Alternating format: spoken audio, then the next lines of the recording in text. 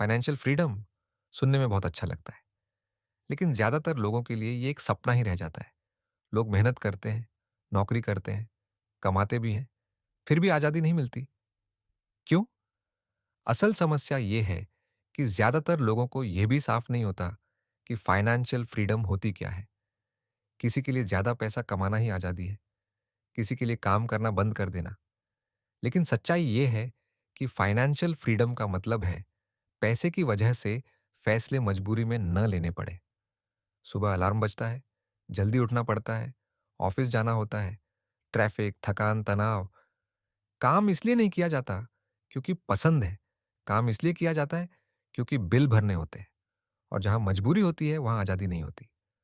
अधिकतर लोग सोचते हैं जब आय बढ़ेगी तब आज़ादी आएगी, लेकिन जैसे ही आय बढ़ती है खर्च भी बढ़ जाता है। बड़ा घर, महंगी गाड़ी, बेहतर दिखावा। आय बढ़ती है पर बंधन भी बढ़ जाता है। फिर आती है सुविधा, यूपीआई, ईएमआई, बाय नाउ पे लेटर। सब कुछ आसान लगने लगता है।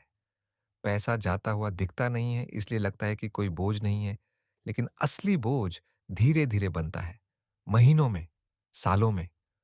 लोग पैसा बचाने के तरीके ढूंढते हैं, लेकिन समय बचाने के बारे में नहीं सोचते।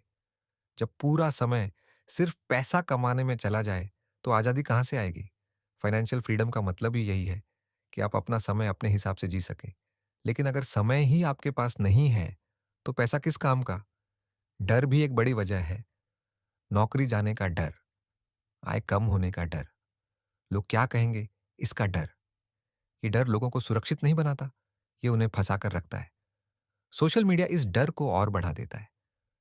6 महीने में आज़ादी, एक कोर्स, जिंदगी सेट।